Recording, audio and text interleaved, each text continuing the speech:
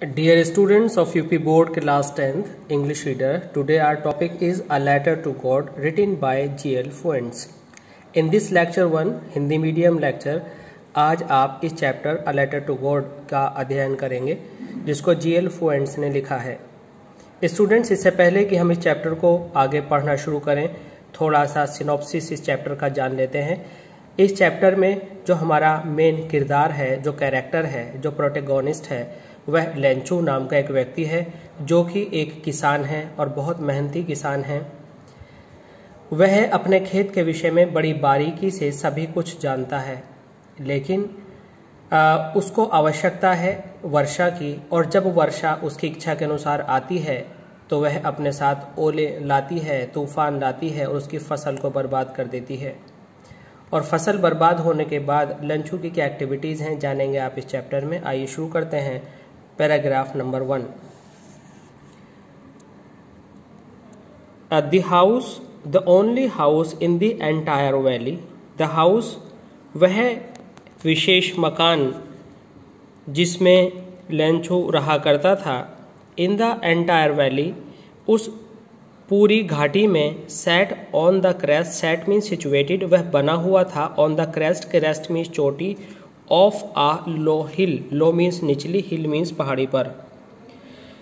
लेंचू का वह एकमात्र मकान उस पहाड़ी घाटी में एक छोटी सी कम ऊंची पहाड़ी पर बना हुआ था।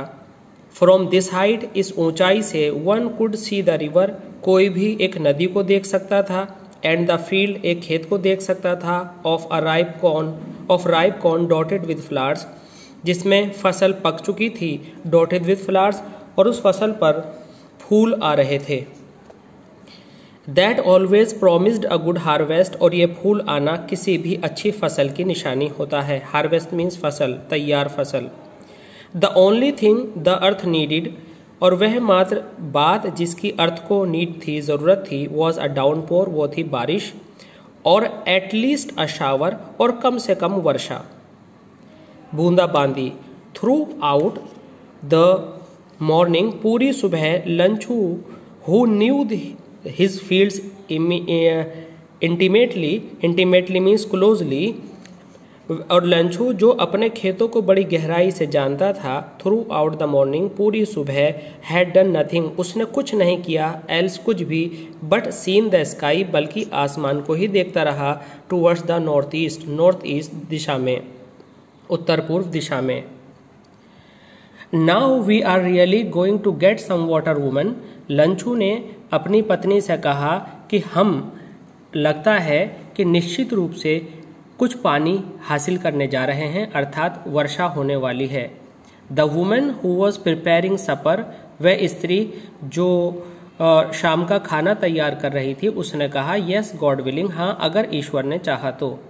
The older boys were working in the field, बड़े लड़के खेत में काम कर रहे थे। While the smaller ones were playing near the house, जबकि छोटे वाले बच्चे, लड़के घर के पास खेल रहे थे। Until the woman called to them, जब तक कि इस स्त्री ने उनको नहीं बुला लिया अंदर। कम फॉर डिनर, यह कहकर कि खाने के लिए अंदर आ जाओ। It was during the meal, अभी खाने का दौरान ही था, खाना चल ही रहा था। That just as Lencho had predicted, जैसा कि लेंचू ने भविष्यवाणी की थी। Big drops of rain began to fall, बड़ी बड़ी बूंदें बारिश की गिरने लगीं। इन द नॉर्थ ईस्ट, और उत्तर पूर्व से। ह्यूज माउंटेन्स, बड़े बड़े बादल। क्लाउड्स, यानी बादल के बड़े बड़े पहाड़ जैसे आकार के विशाल आकार आने लगे। Could be seen approaching, could be seen देखे जा सकते थे, अप्रोचिंग आते हुए, अर्थात बड़े बड़े पर्वत के जैसे बादलों को आते हुए देखा जा सकता था। The air was fresh and sweet, और आप जानते हैं कि जब वर्षा होने वाली होती है तो हवा थोड़ी ठंडी और अच्छी महसूस होने वाली होती है।